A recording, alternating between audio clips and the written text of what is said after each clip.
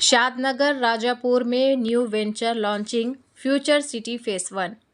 Green haven townships India OPC private limited की तरफ से मुकम्मल आबादी के बीचों बीच प्री लॉन्च ऑफर चल रहा है। 3500 फी गज से शुरू, हैदराबाद से 65 किलोमीटर पर है। एक्सीलेंट कनेक्टिविटी के साथ इलेक्ट्रिसिटी पोल्स और रोड साइड डिवाइडर्स का काम मुकम्मल। राजापुर रेलवे स्टेशन से सिर्फ 2 किलोमीटर की दूरी पर यह वेंचर अवेलेबल है। Chairman A18 Telangana news Mohammad Azam Ali.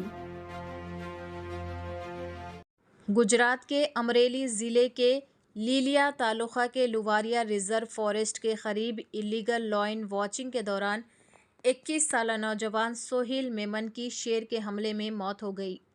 Forest department के मुताबिक इब्तदाई तहकीकात से पता चला है कि एक शेर और शेरनी मैटिंग पीरियड में थे।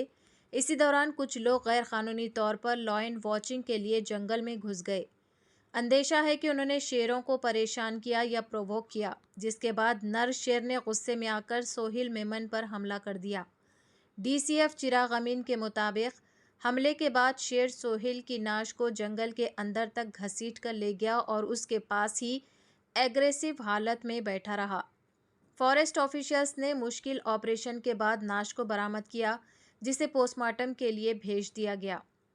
मुकामी ज़राए के मुताबिक पुलिस ने जब हिरासत में लिए गए नौजवान के मोबाइल फ़ोन्स की जांच की तो पता चला कि इलीगल लॉइन वॉचिंग के दौरान बनाए गए फ़ोटोज़ और वीडियोज़ डिलीट कर दिए गए थे और कुछ डेटा फॉर्मेट भी किया गया था।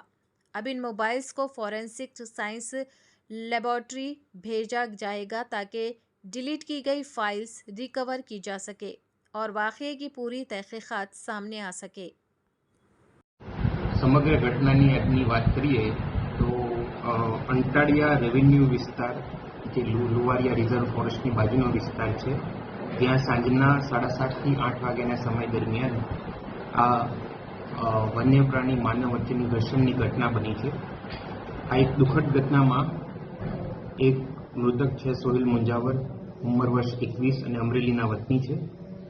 આ ઘટના બનવા પાછળનું કારણ પ્રાથમિક માહિતી મુજબ એવું જાણવા મળે છે કે ત્યાં મેટિંગ પેરમાં સિંહ હતા।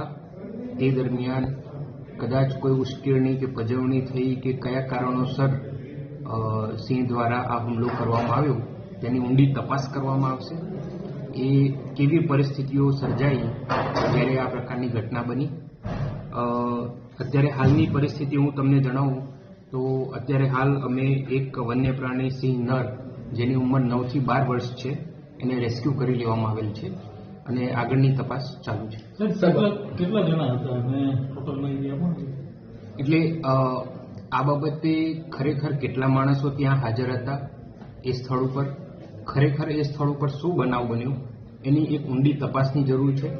એ તપાસ કર્યા બાદ હું તમને જણાવી શકું।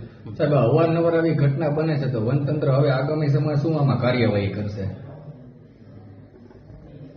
આવી કોઈપણ પરિસ્થિતિ બાબતે કોઈપણ વ્યક્તિને સિંહ વન્ય પ્રાણીને પજવણી કરતો કોઈપણ માહિતી હોય તો